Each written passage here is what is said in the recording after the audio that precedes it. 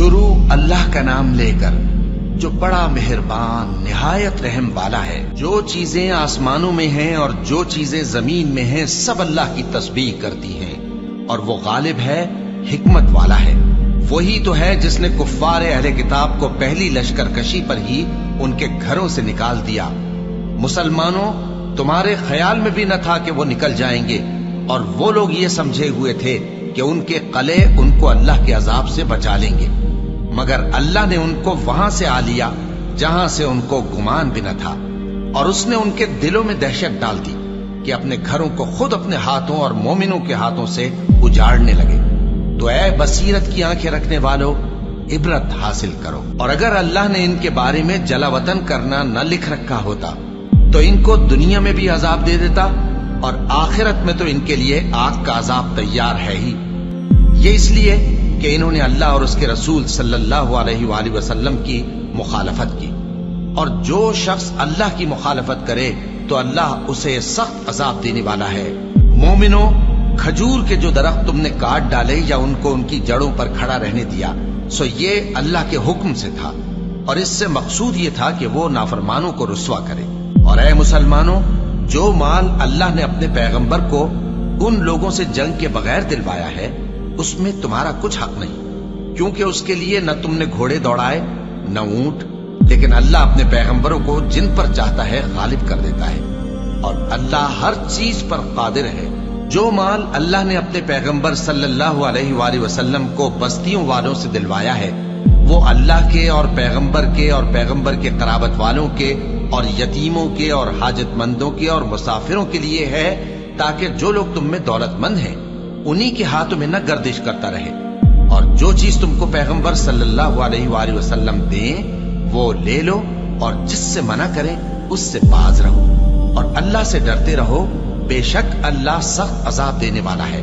اور ان ضرورت مند مہاجروں کے لیے بھی جو اپنے گھروں اور مالوں سے خارج اور جدا کر دیے گئے ہیں، جو اللہ کے فضل اور اس کی خوشنودی کے طلبگار اور اللہ اور اس کے پیغمبر کے مددگار ہیں، یہی لوگ سچے ہیں۔ اور ان لوگوں کے لیے بھی جو مہاجرین سے پہلے اس گھر یعنی مدینے میں مقیم ہیں اور ایمان میں مضبوط ہیں، اور جو لوگ ہجرت کر کے ان کے پاس آتے ہیں وہ ان سے محبت کرتے ہیں، اور جو کچھ ان کو ملا اس سے اپنے دل میں کچھ خواہش اور خلش نہیں پاتے، اور ان کو اپنی جانوں پر مقدم رکھتے ہیں خواہ وہ خود بھی فاقے سے ہوں۔ اور جو شخص خود غرضی سے بچا لیا گیا تو ایسے ہی لوگ بامراد ہیں۔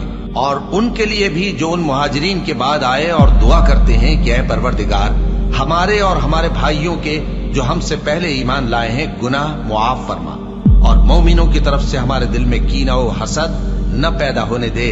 اے ہمارے پروردگار، تو بڑا شفقت کرنے والا ہے، مہربان ہے۔ کیا تم نے ان منافقوں کو نہیں دیکھا جو اپنے کافر بھائیوں سے جو اہل کتاب ہیں کہا کرتے ہیں کہ اگر تم جلا وطن کیے گئے تو ہم بھی تمہارے ساتھ نکل چلیں گے، اور تمہارے بارے میں کبھی کسی کا کہا نہ مانیں گے، اور اگر تم سے جنگ ہوئی تو تمہاری ہی مدد کریں گے، مگر اللہ ظاہر کیے دیتا ہے کہ یہ جھوٹے ہیں۔ اگر وہ نکالے گئے تو یہ ان کے ساتھ نہیں نکلیں گے، اور اگر ان سے جنگ ہوئی تو یہ ان کی مدد نہیں کریں گے، اور اگر مدد کریں گے بھی تو پیٹ پھیر کر بھاگ جائیں گے، پھر ان کو کہیں سے بھی مدد نہ ملے گی۔ مسلمانوں، تمہاری ہیبت ان لوگوں کے دلوں میں اللہ سے بھی بڑھ کر ہے، یہ اس لیے کہ یہ سمجھ نہیں رکھتے۔ یہ سب جمع ہو کر بھی تم سے نہیں لڑ سکیں گے، مگر بستیوں کے قلعوں میں پناہ لے کر یا دیواروں کی اوٹ سے۔ ان کے آپس میں بھی بڑی لڑائی رہتی ہے، تم خیال کرتے ہو کہ یہ اکٹھے ہیں، حالانکہ ان کے دل پھٹے ہوئے ہیں۔ یہ اس لیے کہ یہ بے عقل لوگ ہیں۔ ان کا حال ان لوگوں کا سا ہے جو ان سے کچھ ہی پیشتر اپنے کرتوت کی سزا کا مزہ چکھ چکے ہیں، اور ان کے لیے دکھ دینے والا عذاب تیار ہے۔ منافقوں کی مثال شیطان کی سی ہے کہ انسان سے کہتا رہا کہ کافر ہو جا، پھر جب وہ کافر ہو گیا تو کہنے لگا کہ مجھے تجھ سے کچھ سروکار نہیں، مجھ کو تو اللہ رب العالمین سے ڈر لگتا ہے۔ تو دونوں کا انجام یہ ہوا کہ دونوں دوزخ میں جائیں گے، ہمیشہ اس میں رہیں گے، اور بے انصافوں کی یہی سزا ہے۔ اے ایمان والو، اللہ سے ڈرتے رہو، اور ہر شخص کو دیکھنا چاہیے کہ اس نے کل یعنی آخرت کے لیے کیا سامان بھیجا ہے۔ اور ہم پھر کہتے ہیں کہ اللہ سے ڈرتے رہو، بے شک اللہ تمہارے سب اعمال سے خبردار ہے۔ اور ان لوگوں جیسے نہ ہو جانا جنہوں نے اللہ کو بھلا دیا تو اللہ نے انہیں ایسا کر دیا کہ وہ خود اپنے آپ کو بھول گئے۔ یہی لوگ ہیں نافرمان۔ اہل دوزخ اور اہل بہشت برابر نہیں، اہل بہشت ہی کامیابی حاصل کرنے والے ہیں۔ اگر ہم یہ قرآن کسی پہاڑ پر نازل کرتے تو تم اس کو دیکھتے کہ اللہ کے خوف سے دبا اور پھٹا جاتا ہے۔ اور یہ مثالیں ہم لوگوں کے لیے بیان کرتے ہیں تاکہ وہ غور کریں۔